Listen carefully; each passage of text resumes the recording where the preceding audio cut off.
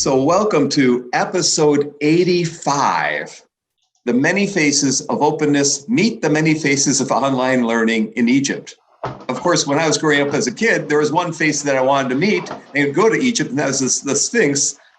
But now with my claustrophobia, I don't think I can go inside any of the pyramids, but I do want to go someday. So maybe at the end of this episode, Maha will tell us how we can all get to Egypt during COVID times, or maybe after COVID times. So Maha Bali and Nadine Abolmagd, say that for me, Nadine. Abolmagd.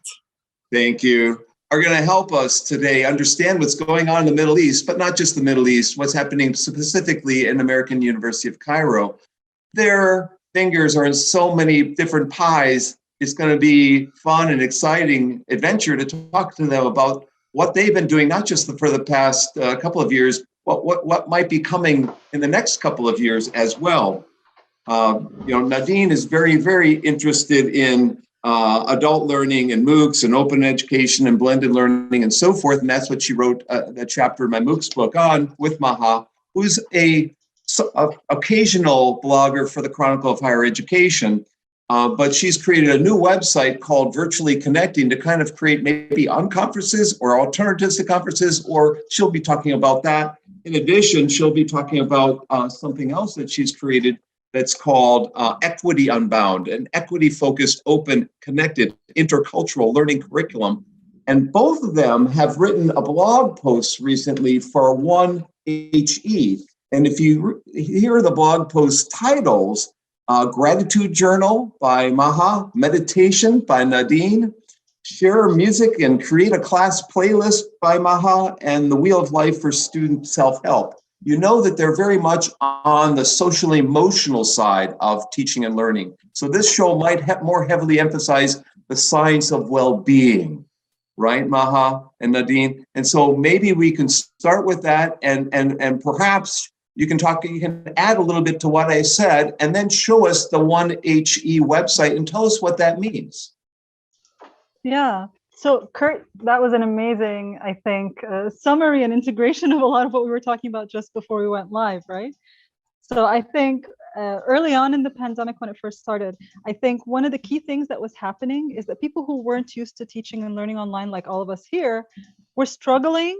First of all, you're struggling emotionally because of the pandemic itself and the trauma of it, but you also don't know how to teach and learn online, and you don't know how to express emotion and socio-emotional support for your students online. And so we've been working on this. Nadine was also, I think, teaching online throughout the past semester and a half. I was too, but also supporting faculty members at our institution because we both work at the Center for Learning and Teaching. And so one of the things that towards August of 2020, when people who had taught half a semester online were suddenly going to have to teach the beginning of their course fully online, people kept coming back and telling me, I figured out how to do this teaching online thing. I know how to build a relationship one-on-one with my students, but I have this whole building community online thing. I have no idea how it's done. And the thing is that a lot, and all of us here know, a lot of the online learning that was happening before was mostly asynchronous. But during the pandemic, I think it was a cognitive load for people to figure this out. So a lot of it was synchronous. And they weren't managing that. So that's when I collaborated with 1HE and with Equity Unbound, which was a curriculum I already had created before, to create these community building resources for folks. And so this is what I wanted to show you guys first. And then I'll see what Nadine has to show. And I'll then show you Virtually Connecting, which had existed way before the pandemic. And Nadine is also part of that. So the Equity Unbound existed before the pandemic as an open curriculum for how do you teach equity across borders, right? And when the pandemic was just before it was called a pandemic, and people were starting to talk about continuity, we did this continuity with care conversation to talk about, as we enter into this phase of let's pivot to online, let's do it with care. But then, like I'm saying in August, this thing about how do we build community online started happening. And so I'll show the website.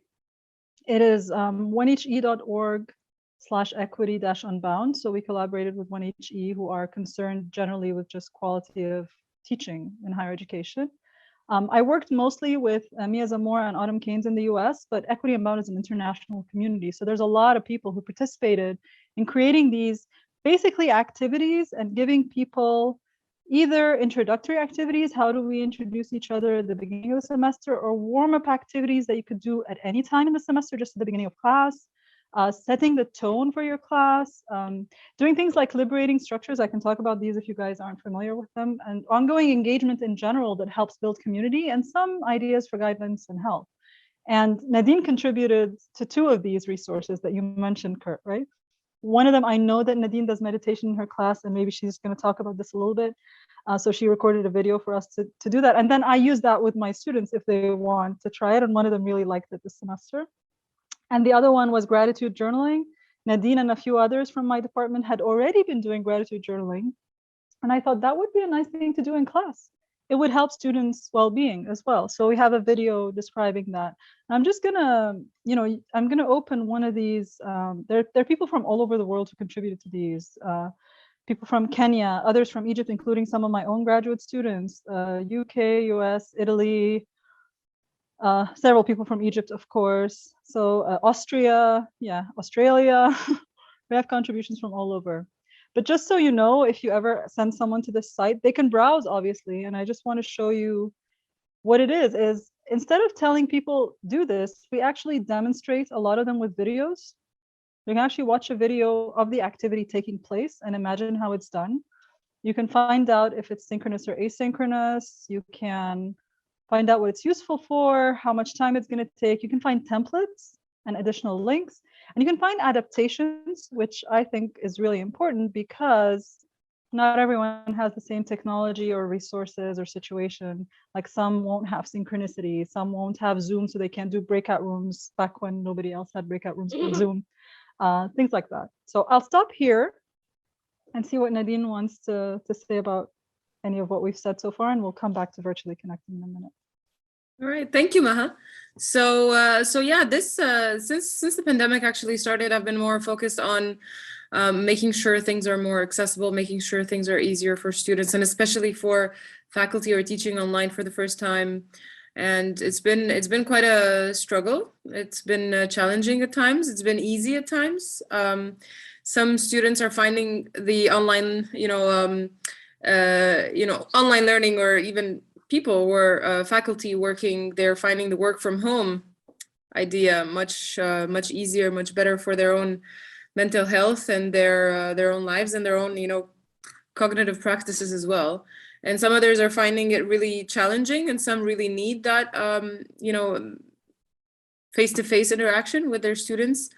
A lot of the times I've even heard that interaction is better online because you can at least see their students' faces without the masks on all the time in the classroom. So like at least you know what their facial expressions are, and they feel like they're more connected to them on a computer screen rather than inside the classroom. So that's kind of interesting. Here in the US, we've now seeing only students with masks. In the Middle East, you're saying you're finally seeing students without masks. No, I'm saying they're seeing students without masks online. Right? Online, right.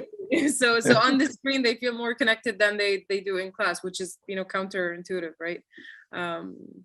So yeah, it's been interesting working with the faculty that are, teaching online. It's been interesting getting back to campus and getting back to, I don't want to say that word, the new normal. A lot of the times it's we think that we're creating this new normal, and a lot of people are actually just trying to get back to what was normal before. So it's been interesting. Yeah, that's what we've been working on so far. I can see you have a question. Young has a question. So, Young, jump in here. So given that you're working the center for teaching and learning, I was just wondering if you can describe what's happening at the American University in Cairo of faculty members, because I think Nadine, you mentioned about someone to go back. Do you see a general improvement among the faculty in understanding online communities or designing online courses, or are they basically mostly like many professors in the US? When they have to do online, they just switch to Zoom. And then there's not much reconsideration about teaching and learning. Yeah, So of course, when the pivot happened, there was no time to design. And so people just went and either did some pre-recorded lectures or did Zoom. Very few people had enough experience. There were a small number of people who had done blended courses before or flipped learning. So those sort of had an easier time switching.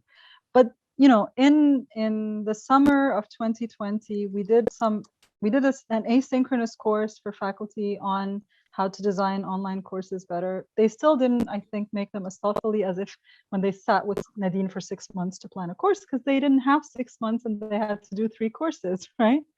I think faculty have mainly gotten better at doing the synchronous thing. They've gotten better at making engaging synchronous courses and breakout rooms and things like that.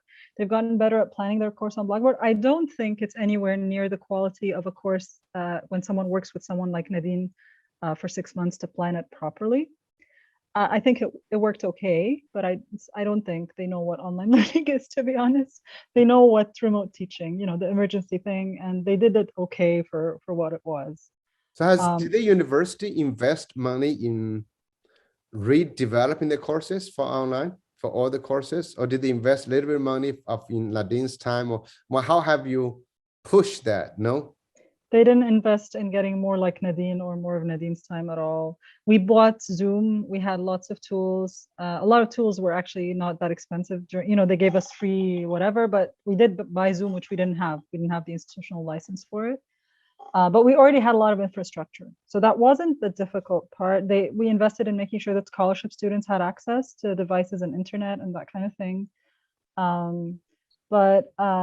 And they invested in having good campus infrastructure to make sure everything worked out. And that when we started to go partially back face-to-face, we were doing a low-tech version of HiFlex, which we call dual delivery.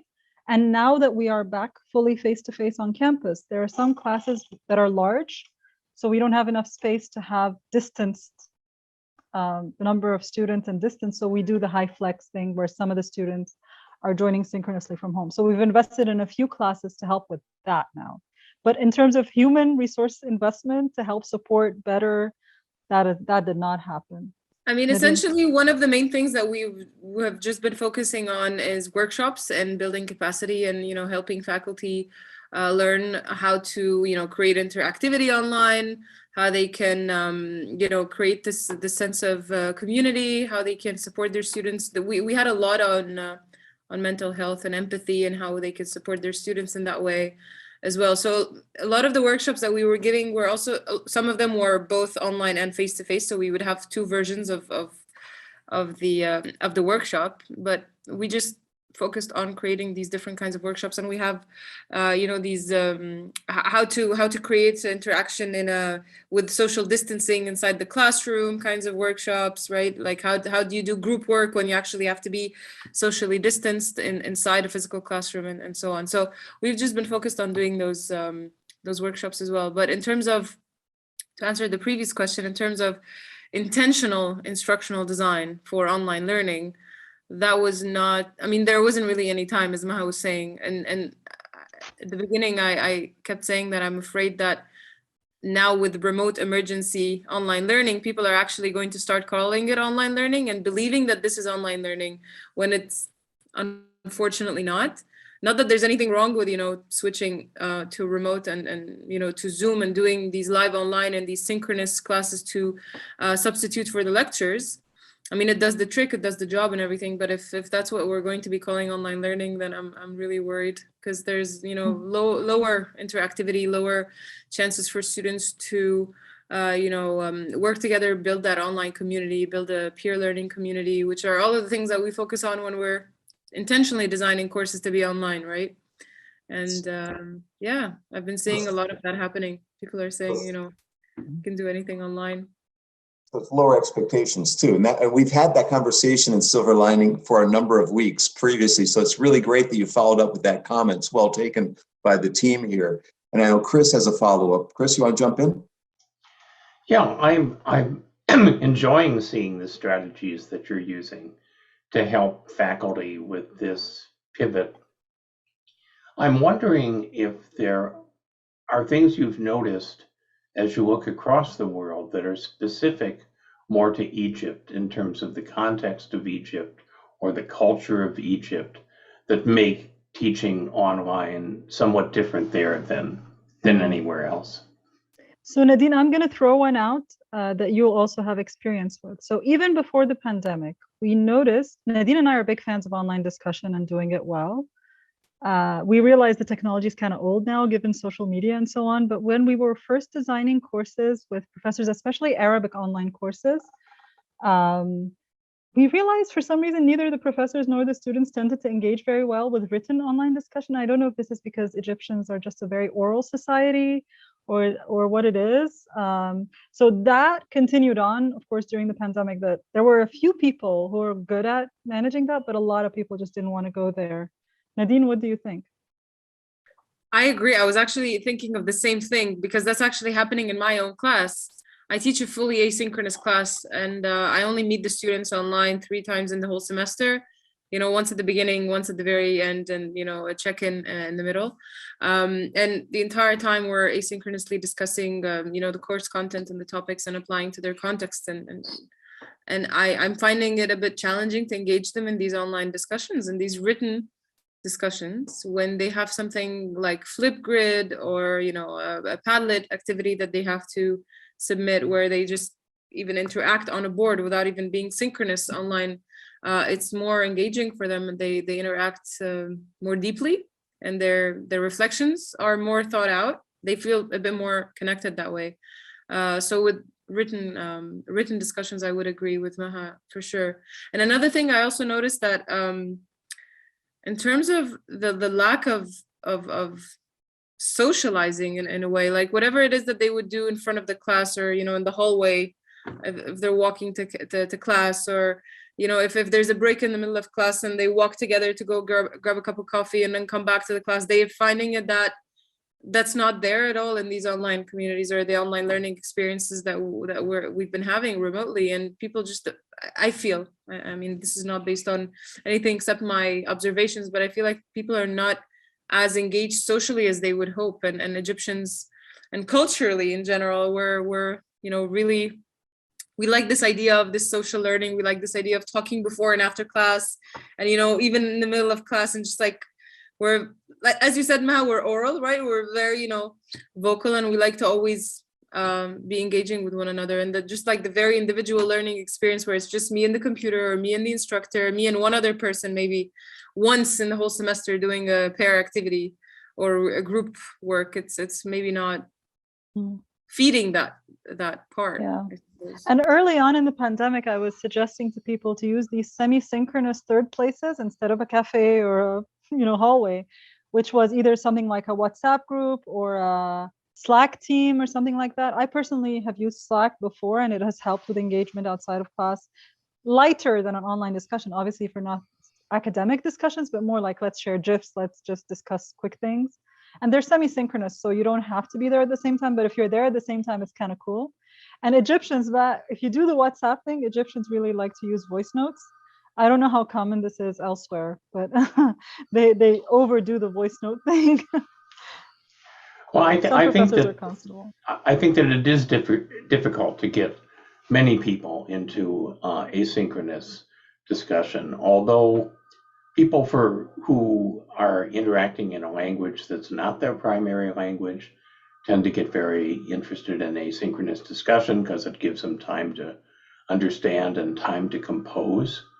I think that sometimes people who are shy about saying something synchronously, like asynchronous discussion, one of the kinds of strategies that I've used to get people just used to writing about themselves is to ask them to describe an activity that they do for fun. And just writing about it somehow seems to break the ice in terms of their later willingness to post something in writing. But I agree with what you're saying about the kind of informal socializing that's based on proximity and doing something together that we just can't get to in Zoom. I have my class occasionally meet in a virtual world, and they enjoy, their avatars walking around and exploring things together and having that informal freedom, but then they can't see each other's faces. So we have sort of two halves of what we need, but we haven't succeeded in putting them together. And I think it will be a breakthrough when we find a way of doing that. So one of the things, virtually connecting, which I'd like to talk about, is one of the things actually sort of is that, actually. So I'll explain what it is. Nadine, you can add as well, because you're a big part of it from relatively the beginning, right? So the way virtually connecting started, it started at, I don't know if you guys remember the ET4 online conference. It's now OLC Innovates. So ET4 online, the last one, all right? I was on the organizing committee of it, and I had 5 presentations with different panels, and I couldn't go to the US because my daughter was really young, just wouldn't work out for my family. Were you gonna say something about the conference, Kurt? Yeah, I think I saw you on there. Yeah. So what happened is I couldn't go, but my point wasn't that I didn't know how to present. My point was I had a lot of friends who were going to be at the conference, and I wanted to socialize with them, and I was missing that because the conference had an online arm anyway. I could watch the presentations and I could take part in workshops, and they have good moderators and so on. But I wanted to have these discussions, and so one of my friends, Rebecca Hogue, a Canadian graduate student at the time, said, "I will be there. I will be your buddy on site, and it was like the virtual unconference of the conference, where she and I would agree with 1 or 2 people, often the keynote speakers, because they were my friends at the time, that we would meet at a particular time, and we would connect at that time on Google Hangouts on air, and we would live stream it so other people could watch. And we would actually put a call on Twitter, hey, I'm meeting Bonnie Stewart today at 6 p.m. Eastern or whatever. Does anybody want to join? And we would invite people to join in those conversations. And what happened is Google Hangouts on air has a limit of 10 people. So you couldn't have more than 10. And that makes a huge difference in online conversations, because once you pass a certain number, it's not a conversation anymore.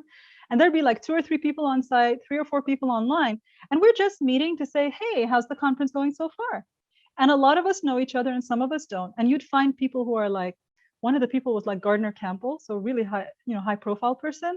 And then a graduate student on the other side who's Turkish but lives in the UK and would never ever have an opportunity to have a conversation with someone like Gardner, in conversation with him and ask him questions. And we'd have them for like half an hour, however long people wanted to stay.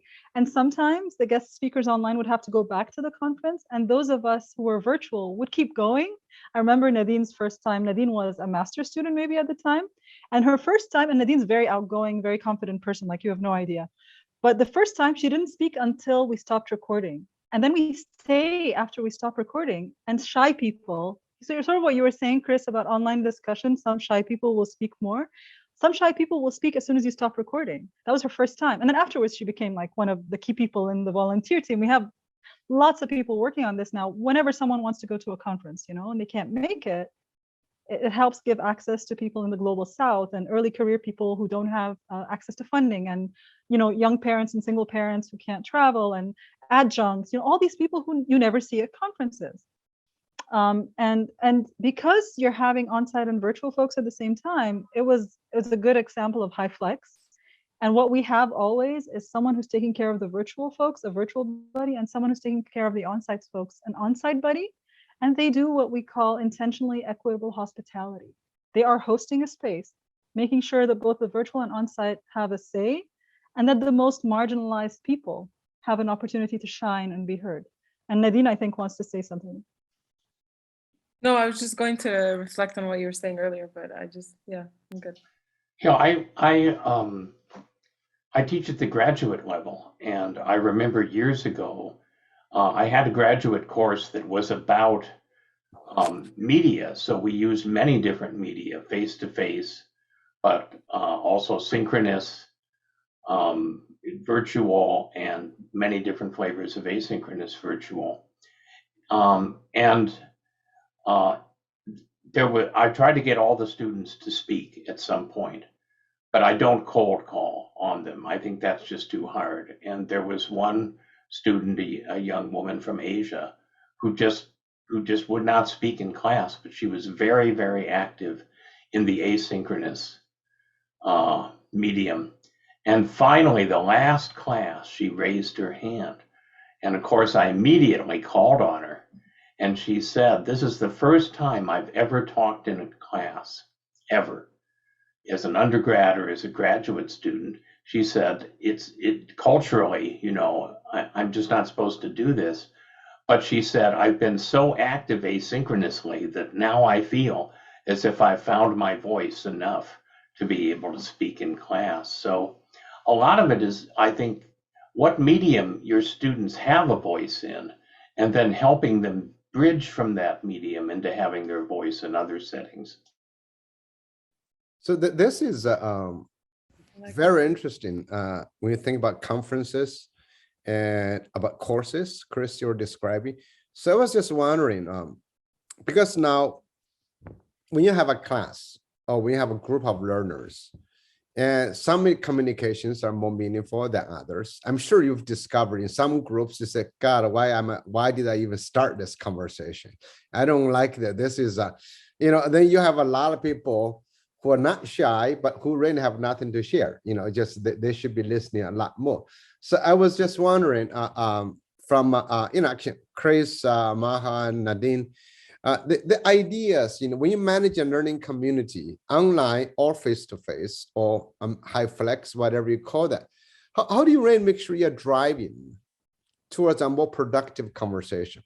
And of course, the numbers matter, but also when you talk about Maha, the marginalized members, people, needs to have some kind of basis. I think a few times, will be useful when you do the conference. Yeah, it'll be fun to join this, to get to know this person in a short time, half an hour, an hour. But if you incorporate that idea into a class or learning community, how do you drive to certain directions? Okay, that is a great question and a difficult one to ask, like right in the middle of a session. But I have only have good questions. That's the only thing we can give you. I have a couple of directions, and I know Nadine also does some great things in her own classes. So first of all, I'm just going to go back to something Chris said because it's relevant to your point here too. Is what you were talking about, Chris, in a course where someone participates really well asynchronously and then synchronously they start participating. I think this is important for face-to-face courses as well. Is our face-to-face assumes people will talk spontaneously, extemporaneously, and be comfortable with that. And it's really important to have an asynchronous, even if in a fully face-to-face class, right? They still need a lot of what my students do is that they blog. And some people blog really well, but don't talk a lot in class. And it's important for me to sort of quote them and bring that into class. And that sort of encourages them a little bit because I'm already confirming that I value what they've said. And so they don't have that layer of fear that maybe what they're saying isn't relevant. And then they can add to it. And I've seen shy students become less shy because of bringing the asynchronous back into the synchronous. So that's one thing. And the asynchronous helps you sometimes uncover what people are thinking that they're not saying out loud in class. I think it's important to find ways. One of the things that happens with online interaction on something like Zoom is that you can ask a question and everyone can answer it, either with a poll or with the chat or something like that. And that's something face-to-face you don't normally have the opportunity to do unless you do something like a polling tool like Slido or Menti or something like that, or you actually use a back channel like Slack and you make sure everyone expresses themselves even if they don't say it out loud. Like that's important to have that parallel thing going on. But in terms of making sure that it's relevant and engaging in productive conversations, I really want to put a plug for liberating structures. I'm going to link to it in the chat, but if you've never heard of these are microstructures for structuring conversations to make sure that they're creative and productive. And I had known about them before the pandemic and I'd used them before. But during the pandemic, and I learned really well how to do them online. And there are a lot of them are demoed in the community building resources site. And a lot of what it does is, first of all, you learn how to set a prompt. And this is sort of, I don't know that I can teach someone specifically how to do it, but set a prompt that will really engage people is one thing. And a lot of the activities, first of all, give each person time to think on their own before they work in a small group and then before they share with the big group. But you give them a very specific task to do so that if you send people to breakout rooms or you ask them to work together, they're not going to get bored or shy, or they have a very specific thing to do and report back on and keep going back and forth in that. And some of them are really, really helpful in doing that kind of thing. And then the other thing I think is giving them agency and giving them choice. Like a lot of times I'll go into class and tell students, today we can either watch a video about this or do an activity about that or something else if you guys are interested, and tell me what you want to do. And there was one day where my students chose to co-author a blog post about why they don't like having their cameras on during Zoom sessions, for example. And that was a really good class. It wasn't part of my initial plan, but they wrote it and I have it on my blog, and it's really useful because nobody else had done that before, you know? So that's what I think. I don't know if it answers your question, Young, but I don't think it's an answerable question. I think it can go in many directions. Right. So I have a, go ahead, Nadine. Then I have a No, comment after you. Yeah. I was going to comment on that question as well. So a lot of the times in my own discussions, whether that is particularly for the asynchronous written conversations, and that also relates to something else that Chris was talking about. I find that especially with students whose first language is not English, and also English is not a very strong language as well. They're not able to express themselves that well, even writing. So yes, they do have the time, they do have the space to think about, writing something profound and, looking at the readings and rereading what they wrote and everything.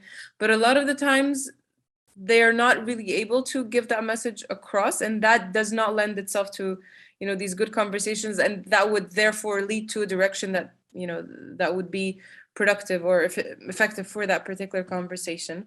So I would make just their contributions easier, and I would recommend that they could just record a video or audio and so on, and just even post it to the dominantly written writing based discussion boards as well. And in a sense, the way that I would ask questions, and that speaks to Young's question, is that the way that I would phrase the questions a lot of the times is as Maha said, it has an output based or an output focused direction. So I would say, like, mention 2 things that you have took from this topic, or mention 2 things that you can apply into your own practice this week, or talk about 3 things that you did not like at all, right? So like I would make it very it's not just tell us what you think of the topic, or reflect from your practice, what would you do? Or it's not really, I mean, these are generally really good reflective questions, but I find that a lot of metacognitive and reflection-based questions are not as easy to answer. And reflection is a skill that you learn, right? We're not born with that skill. We don't learn it in university, except in hopefully the classes that have critical thinking as a component, or reflection as a component. Some people graduate grad school not even knowing how to reflect and think about their own thinking in the way that these reflective kinds of discussions would be really useful. So sometimes you would have to have this practical element where you give them these, they're open-ended, but they're also very specific, very focused kinds of questions as well. So that I found that very helpful as well. Thank you, Nadine. Maha. I know Kurt has a comment or question, and I'm actually curious, when you have time later on, talk a little bit about Egypt, about COVID learning, education, schools in Egypt. Maybe not this time, but I'm just curious to say, because we invite you here, you become a voice of Egypt, of that region. And because so far the discussions we've had has a lot of commonalities with what happens in other countries. So anyway, I just want to put that out there. Thank you. Yeah, we should talk about Egypt, but let me jump in and make a couple of quick comments. For anyone watching this recording later, we did have an episode with Brian Beatty on High Flex. He's my former student, and it was a very good session, and he has a free book. So do go to the episode of Silver Lining with Dr. Brian Beatty. I will also say that this semester, teaching in a high flex mode, I relied on Jamboard and Miro and Padlet. And it was incredible, the amount of discussion. It was a safe harbor for the students who were online, the students who were in the room with me. They were all going, and they didn't have to embarrass, they were saving face in front of each other. They weren't talking, they were all typing their ideas and comments, and it was savable, and they could take it with them when they left the class, all those Padlets, all those Jamboards. And so it's something that was like a legacy almost for the course, and you could see thought evolve. Those are like having the napkins in a restaurant where you're chatting with someone else, a virtual napkin, if you will. And so I really found those to be valuable. And if you could comment on those. In my class that was fully online, I did something different. I tried a little bit last semester. I've moved away from discussion forums. I have a book in 1998 on asynchronous discussion forums, and I'm tired of them. And I think they're so convoluted and no one knows actually what's going on within them. You need to have an interpreter half the time. So I've switched to having blogs. Everyone has, and I had blogs maybe 10 years ago, but what I'm doing now is different. And everybody has a blog, but we have teams of people and everybody responds within their team of people, and I have a TA for a couple of teams, another TA for a couple. So we have a supervisor, but we also have peer feedback. We have self-reflection. So it's multiple levels of reflection on the comments. And again, those blogs are you can take them with after the course is done. And I have weekly guests synchronously, and I've taken those 15 weeks of weekly guests, I've made a playlist out of them. And you don't know how many people, previous students of the class, have come back. You've got a playlist now. This is fabulous. So there's been several adaptations that I've done, moving away from the forums. And I do like forums, don't get me wrong. I think you can get deep thought, and some students create concept maps around the forums at the end to summarize the week with a visual, a timeline, a mind map, or some kind of visualization tool. And those are wonderful. Don't get me wrong. But I've gotten tired after all these years. And I think the blogging, what you're doing, Maha, what you're doing, Nadine, with your blogging in this on 1HE is wonderful. And I want you to talk about your blog. If you could comment on what I just said, but also could you talk about how you're blogging every week? It seems to be very focused on well-being now. And was that purposeful? And what's been the reaction to your blogging? So would you like to comment on any of that? So first of all, I have my own blog.mahabali.me, where, yeah, from the beginning of the pandemic, I blogged a lot about pedagogy of care. Same thing with Equity Unbound, which, by the way, we do studio guests where we get guests, but we also open it up beyond our classes, so other people can join into those. So we have that as well. The 1HE site is all about community building. So well-being, I think, was a key thing for that. I wouldn't call that a blog, though. The 1HE site, they're resources. So each one is a resource, and we just add them as we go along. And they're not blog posts per se. I love Jamboard, by the way, and students tend to like it as well if you use it well. What else? There were so many parts to what you said, so I'm not really sure which part to say. I will say Padlet, students really Arrow, value the well-being part. Yeah. Students really value the well-being piece, and one especially that I think we haven't talked about right here is trauma-informed pedagogy. I asked my students to watch a video of myself speaking with Mais Ahmed, who is an Iraqi-American educator in the US right now, who started talking about trauma-informed pedagogy on Inside Higher Ed and the Chronicle of Higher Ed really early on, and she's a friend of mine. And we met to do this video, and my students sometimes come and actually meet her in an online session, and they value her thinking so much. They feel heard and seen, and she explains how the trauma of the pandemic affects your cognitive abilities. It's not that you're stupid and you don't know how to learn online. It's that there's a pandemic and therefore your brain is not working as it normally would. It is harder to manage your time. It is harder to learn something new when you're struggling and hearing all this horrible news and someone from your family is sick and you're afraid to get sick. Like Nadine, I think you found out you were negative, like you improved immediately. Things like that, like that kind of thing happens when, you know, it's a lot. So I think just recognizing that we're all going through this, and just that acknowledgement makes a huge difference. When my students see that at the beginning of the semester, it makes a difference for the whole tone of your class. Right. You acknowledge it. And Nadine does this meditation with her students, which is amazing, which I keep refusing to do myself, but I know it helps.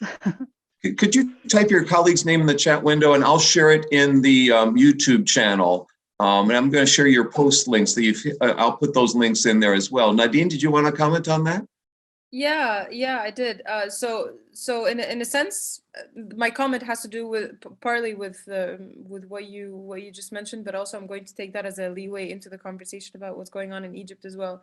So my students are teachers and school principals and school managers and heads of departments and so on. So I teach teachers. I'm in the professional educator diploma.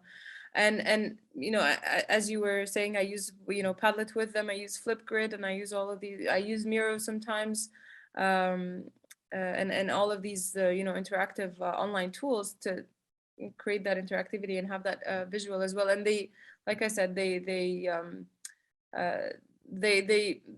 more interactive, and they're more, they're happier with these kinds of online activities as well. And a lot of them, I hear a lot about what's going on in the schools in Egypt just from my students, because they're teachers and principals in those fields. And a lot of the struggle seems to be happening in the primary level, or K through, like the KG foundation stage.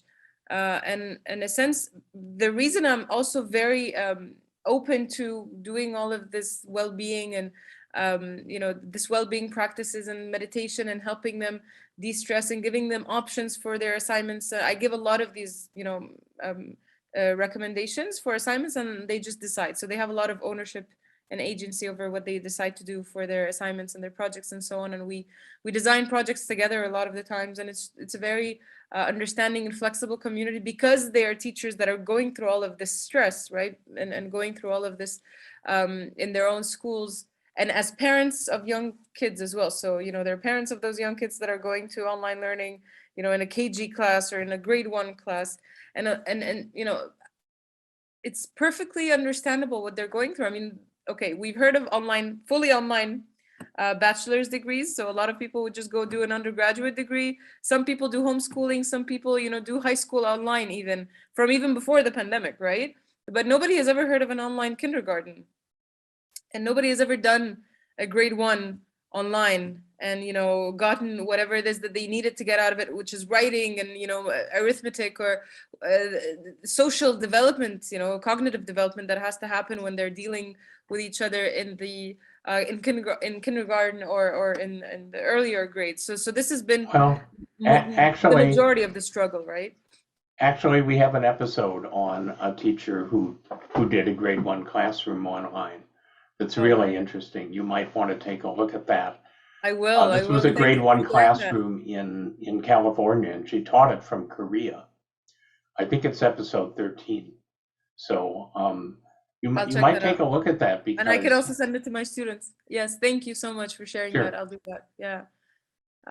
I also wanted to add, sorry, were you going to say yes, something? No, else? I'm done. I was going to speak to online in Egypt, the remote online in Egypt, because the reason we seem to have a lot in common, first of all, is I think the whole world had a lot in common, but also we're at the American University in Cairo. So we're accredited in the US, we have a liberal arts education, and we already had a lot of infrastructure. We're well resourced. We had Blackboard, we had WebCT back in the early 2000s, we have Turnitin, we have all these technologies, and people are used to them.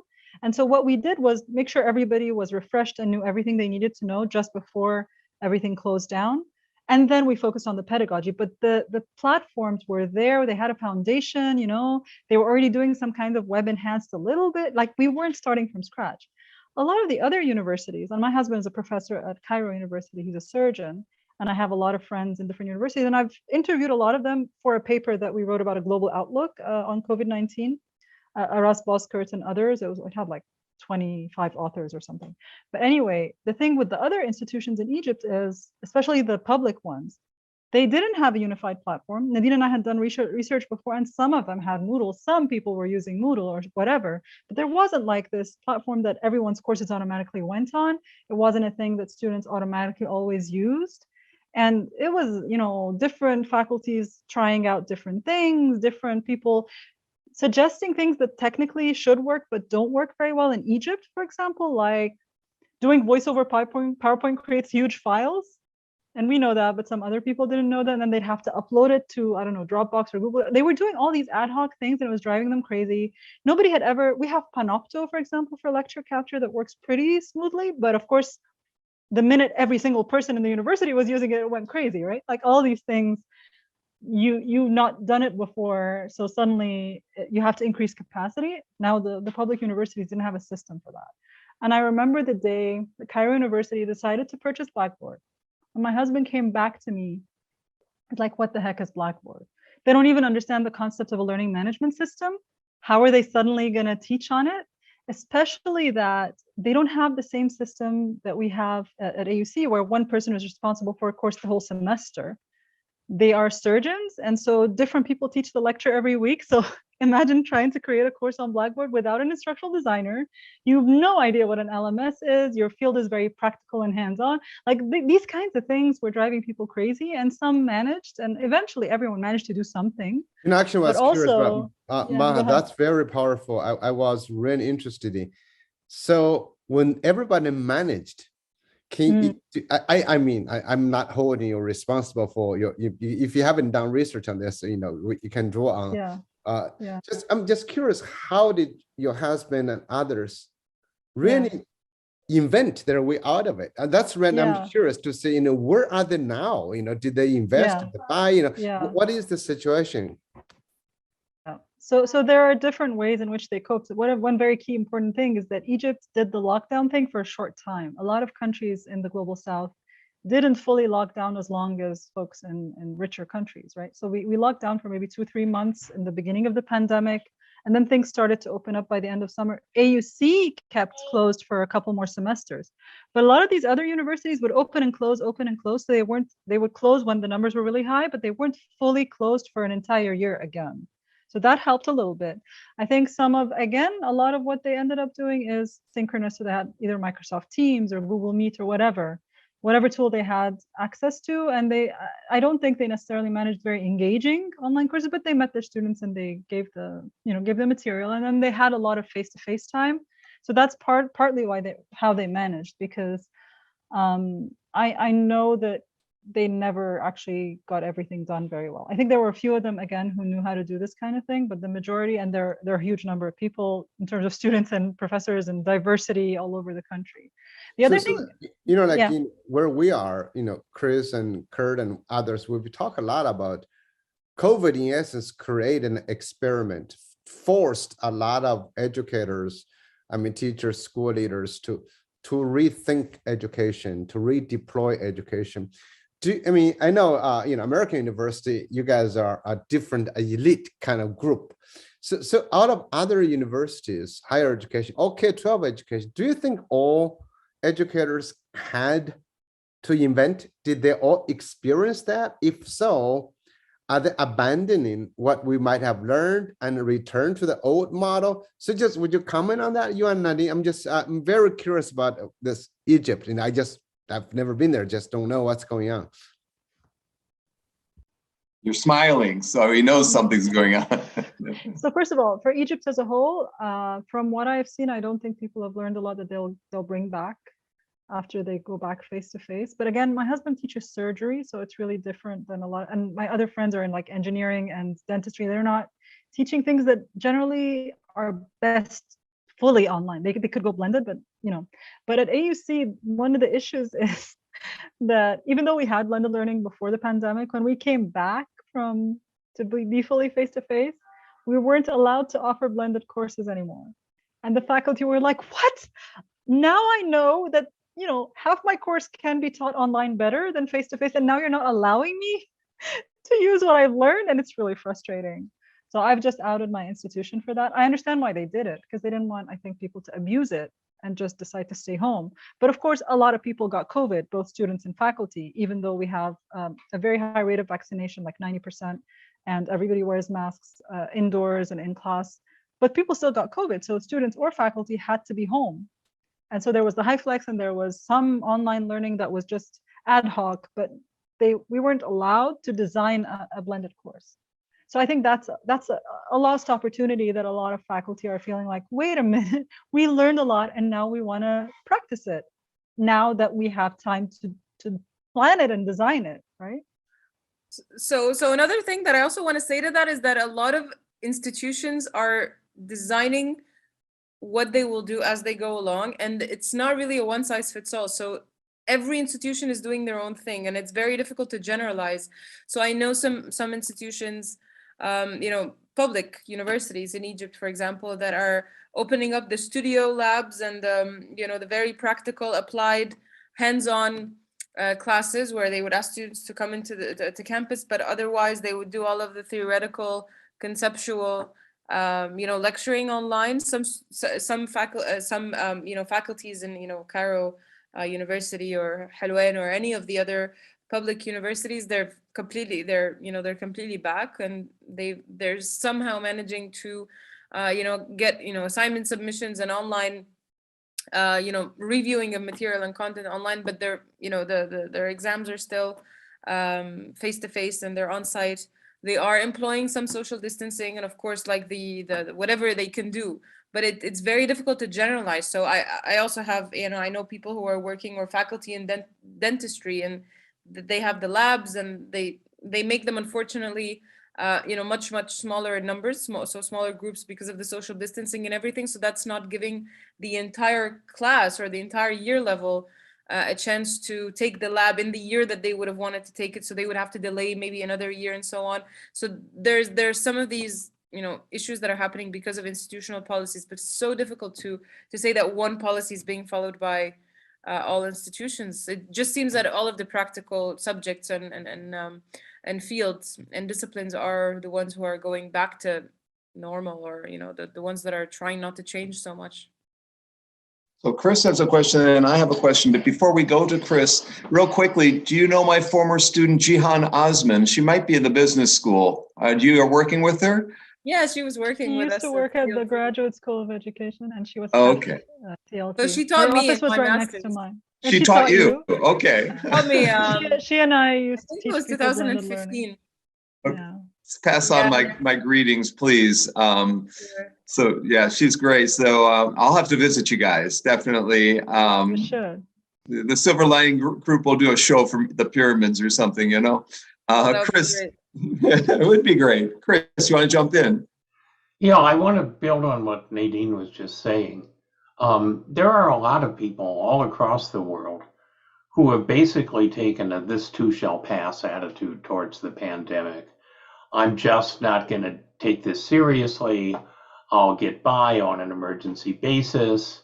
Things will go back to normal. The students will just have to cope between now and then. I'm not going to reinvent myself. Well, it looks to me like this is the normal. This is the new normal. The pandemic is not going away. Some of that is because it seems to be a very challenging virus, and more of that is because of massive human folly. But the combination of the two, and it's going to be very interesting to see what happens with those people, whether they're going to stay in denial for years, or whether they're finally going to have to face up to the fact that they have a responsibility to students, and they're just going to have to change and not just do things on an emergency basis. In the healthcare professions, we see people who've had to change dramatically because the hospitals are overwhelmed. They took a professional oath, and they feel obligated to their patients. I hope that I'll see educators step up in the same way, but I don't know. So I don't know if you have thoughts on whether there are starting to be discussions about the fact that maybe just waiting for things to go back to the way they were is not going to work out. So I put a link in the chat to a newsletter. I'm sorry that I keep answering first, Nadine, but I had an answer while he was asking the question. So I'm going to share my screen real quick. This was an idea. Oh, I don't have, oh wait. Yeah, here it is. We had a workshop with our faculty, and we had a newsletter article, like what's here to stay, promising practices from post-pandemic teaching and learning. And at the beginning of it, I shared this picture. I don't know if any of you are familiar with this. Do you know what this is? In Japanese, there's something called kintsugi, which is if you break something like pottery or whatever, you don't bring it together and try to make it the same as it was before. You bring it together with gold. So it's a new thing. It's beautiful in a different way. Yes, my daughter knows this thing because I showed her videos about it. So this is what we were thinking about in terms of the pandemic. Like, what is it that you've learned that now going forward, things are going to look different, but they're going to be better because you learned from the whatever shattered during the pandemic. And so we had a workshop on it where faculty mentioned lots of things, and we collected their ideas in a newsletter article. So I've got the link to that. This is a great metaphor. It's a fabulous metaphor. I really like this. A lot of the times when we're discussing with faculty, and especially faculty who are designing specifically for for online learning, they're saying that they're actually going to take from whatever we're doing for the intentional online learning design into their current teaching or remote online teaching. So they are trying to take that on board, but I do agree with you, Chris. I see that a lot happening.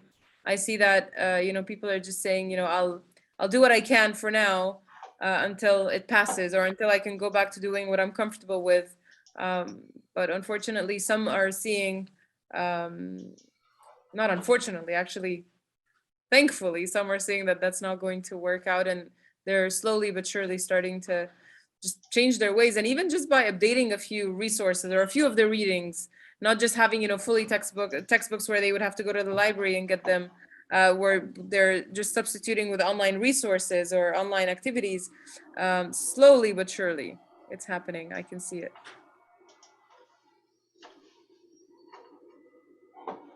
So Maha and Nadine, it's really impressive to see that you are making an impact not just on your institution, but in your early slide or website that you showed us, it's obvious that you've impacted people around the world. And you have people contributing stories of what they've done during the pandemic, whether the connections that you're creating at conferences with virtuallyconnecting.org or in Equity Unbound or in the community building resources. So what's the magic sauce? We would like to know here at Silver Lining how we could get these global kinds of connections, get people coming every week to our show. How do you, what things did you put in motion to get the draw around the world and the interest and the participation from others? What were the things, what enabled you to do this so effectively? Were we just talking about this, Nadine, when we were doing a workshop on digital literacies and integrating social media? We were sort of talking about how you have to cultivate those relationships over time. And Kurt, honestly, you've done that. You've been doing that, clearly. I know you stay in touch with your students who are from all over the world.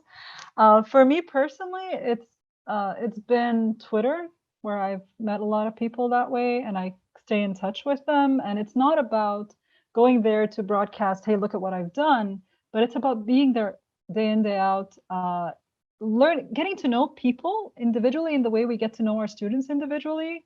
So you know who's interested in what, and then when you're going to do something, you know whom to reach out to and say, hey, look, I'm doing this thing.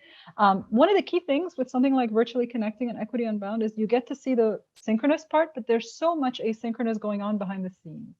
Even like today, Kurt and I, we've had a relationship over email for quite some time that led to this.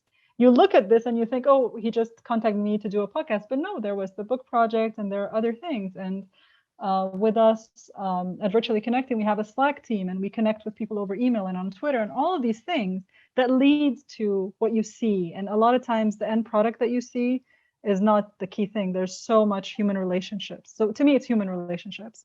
And, maybe a little bit of digital literacies to know how to do that without driving yourself crazy and burning out. Iceberg, go Nadine with the iceberg. You're so good with the iceberg. No, that's just a reference to what you were saying, because you were saying what you see is a very small part of what's going on behind the scenes.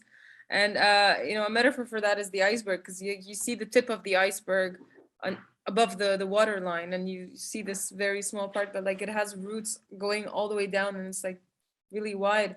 So yeah, no, like I said, it's definitely Maha's domain for reaching out and getting global attention and global involvement and support, and people contributing things from everywhere. And honestly, if it weren't for what she does, I mean, just me in the same center, just like across the hall, I wouldn't be contributing that much, except when she reaches out to me. And you know what, funny enough, she reaches out to me online, either on Slack or Twitter or email, and this is much the same way that she would reach out to people on the other side of the world, right? So I do agree with you, and I think it's working pretty well.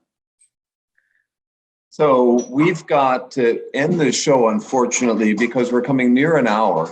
We often ask what's next, but I know you have something coming that you maybe can't discuss right now. So I would invite you to send Chris or I or Young or Punya a message later on about what you guys are up to, and we might discuss it in a future show when it is official.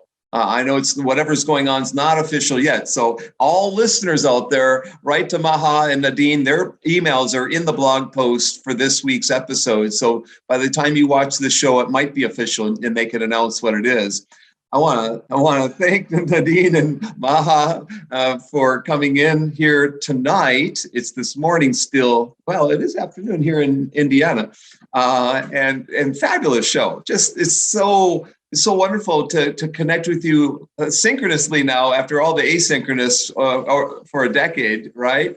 And you're unmuted. So did you have something to say, Maha?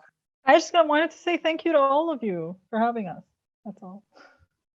Thank you so much for inviting us. This was really excellent. I really enjoyed it. It was a nice discussion. Well, we have to introduce the next show real quick. We're going to go to Cyprus next week with my former students, Tiano and Maria. Maria Salamou will show us the Experience Center in a corporate setting in PW, and she'll show us immersive worlds and virtual worlds and so forth. So it'll be real exciting next week at the same time, 11:30 Eastern time. We'll have Cyprus next week and India and Africa the following week, all at 11:30 Eastern time. So please come, and we'll see you then. Thanks a lot.